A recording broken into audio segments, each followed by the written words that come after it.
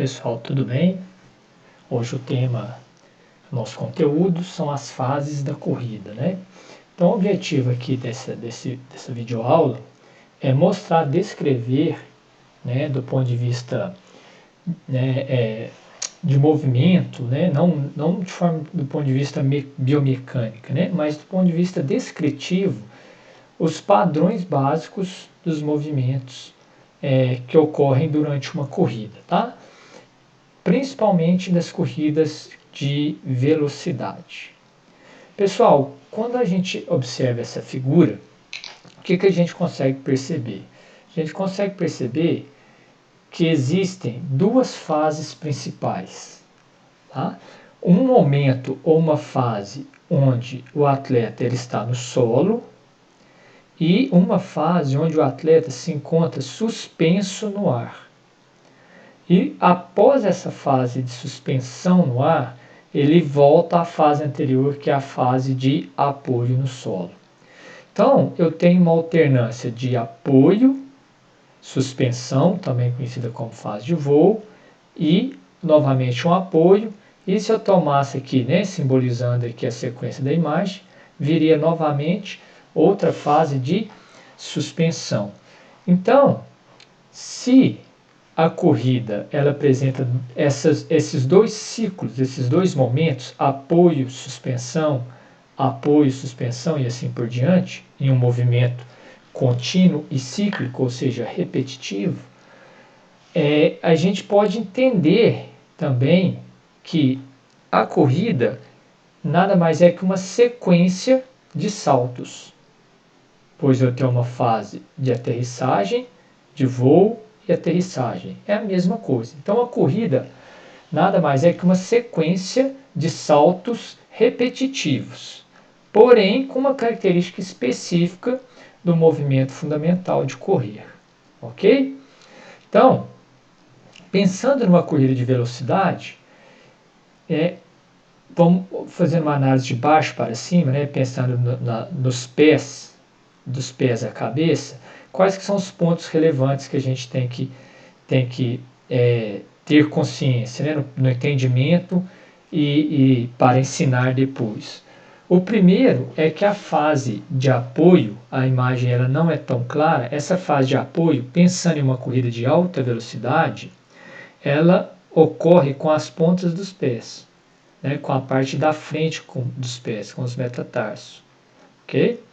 E, da mesma forma, né, a fase de voo, o atleta ao aterrissar ou alcançar novamente a fase de apoio, esse momento, esse amortecimento desse salto, dessa suspensão, ela também é realizada a princípio num bom corredor, com uma técnica mais apurada, também com a parte da frente dos pés.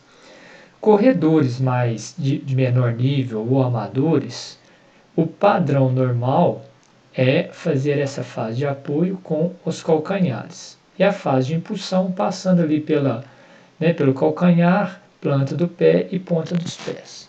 Ok? Então, sempre lembrando que a corrida existem duas fases principais, apoio e suspensão, ou suspensão e apoio. Porém,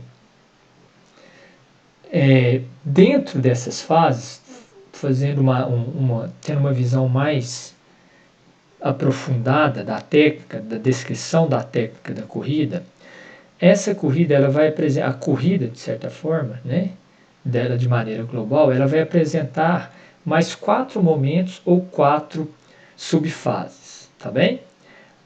Eu vou começar com a fase de apoio. O que representa essa fase? Né? De apoio à frente, que ocorre durante a fase de apoio. Observando a imagem aqui da Asafa Powell, vamos concentrar aqui a atenção na perna direita dele. Né? Então, ele apoia, essa fase de apoio à frente é o momento no qual o atleta toca o solo após a suspensão. Né? Mais uma vez falando, já foi comentado, ela é feita com a parte da frente dos pés, com uma leve flexão dos joelhos. Ok? Então essa é a fase de apoio à frente. Esse apoio à frente é importante tomar cuidado que ele não é um apoio à frente do corpo, ok? Entrando um pouquinho da questão descritiva, cinemática, esse apoio ele é feito próximo, não exatamente abaixo, né? Vai ter uma variação de indivíduo para indivíduo, de atleta para atleta, mas esse apoio ele é feito abaixo do centro de massa, abaixo do quadril e não à frente do quadril, ok? Por quê? Porque se eu faço esse apoio à frente do quadril, né, do ponto de vista físico, eu estarei freando a minha corrida, né? Mecanicamente, eu vou ter prejuízos, tá? Porque eu vou pisar à frente do centro de gravidade, então toda vez que eu pisar à frente, a força de reação do solo vai me empurrar para trás e não vai me empurrar para cima ou para frente, ok? Então a fase de apoio à frente é feita abaixo dos quadris, é um bom parâmetro. A seguir, o atleta entra na fase de impulsão, né? O objetivo dessa fase é claro, né? É projetar o atleta à frente, ou seja, consolidar a passada, né? Voltando um pouquinho aqui na imagem de cima, a gente pode entender que a passada, né, ela ocorre, eu posso tomar como ponto inicial a fase de impulsão, do início da impulsão ao início da fase de apoio, tá? Como essas fases aqui, elas, né, do ponto de vista, se a gente observar o corredor, né, de forma natural, apenas com os olhos, não dá para a gente identificar que são duas fases diferentes, porque elas ocorrem praticamente ao mesmo tempo, ok? Mas uma passada significa a distância coberta entre dois momentos de apoio, olhando aqui na visão mais geral das fases, das duas grandes fases. Então, de um apoio ao outro apoio, seria uma passada. E no meio tem a suspensão, certo? Esse comprimento da suspensão aqui vai determinar a amplitude da passada, certo? Então, na impulsão, o objetivo é projetar o sujeito, o centro de massa do atleta, né? Tomando como a referência ali para análise, centro de massa à frente. Essa impulsão vai projetar o centro de massa para cima e predominantemente para frente, né?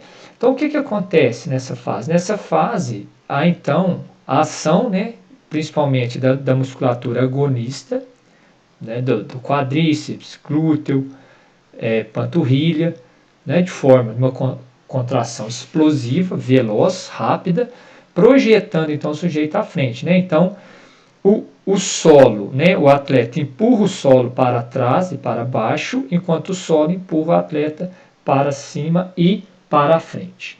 Então essa é a fase de impulsão da corrida, ok? Sempre mantendo a mesma perna, tá, pessoal, como referência. Depois a gente vai fazer a análise com os dois membros, tá? Então, nessa ordem cronológica aqui, apoio à frente, seguir de impulsão. Depois da fase de impulsão vem a terceira subfase, que é a fase de recuperação. Essa recuperação tem a ver com a recuperação da perna, recuperação do calcanhar, tá? Nesse momento, o que o atleta faz? Nesse momento, ele puxa o calcanhar em direção ao glúteo, fazendo flexão de joelhos, para diminuir, né, o braço de momento da resistência, diminuir o tamanho da alavanca, a distância do centro de massa do membro do eixo, que no caso é o quadril. Então, mecanicamente, isso é fundamental para uma corrida veloz. Então, ele flexiona os joelhos, trazendo o calcanhar em direção ao glúteo.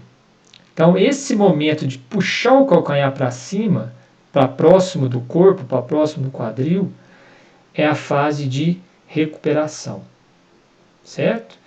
Continuando, então, a última fase seria a fase de balanço à frente. Essa fase ela é caracterizada pela flexão da coxa à frente, né? Flexão do quadril para frente, mantendo o joelho ainda em flexão. Então, ele puxa essa perna para frente, tomando como referência a perna direita ainda, com o joelho flexionado, e essa flexão ela se aproxima muito da linha do quadril, tá? Essa diferença aqui na altura pelo qual o joelho é erguido, ele vai variar também de indivíduo para indivíduo, mas basicamente o ponto de referência é a altura do quadril, certo? Então essa é a fase de balanço à frente. Os braços mantêm o movimento alternado com as pernas. Se a perna direita está aí na frente, o braço esquerdo vai à frente e o braço do mesmo lado ele vai para trás, para manter a coordenação e o equilíbrio da corrida, certo? Então, pessoal, observe o seguinte. Então, nós temos a fase de tomando como referência a perna direita, temos a fase de apoio, impulsão, recuperação e balanço, correto? Como a corrida ela é um movimento alternado de salto com ações, né, no solo, alternada das pernas, o que acontece? Essas fases elas vão funcionar do ponto de vista temporal, né? Elas vão funcionar em pares. Observe a perna esquerda, ok? A perna esquerda, né, da primeira imagem, ela está em qual fase? Ela está na fase de recuperação. Logo, a perna, né, que a gente usou para descrever as fases, no caso a direita, ela está na fase de apoio à frente. Então, se uma das pernas está na fase de apoio à frente, obrigatoriamente a outra perna, pensando numa corrida coordenada, a perna contrária, no caso a esquerda, vai estar na fase de recuperação, certo?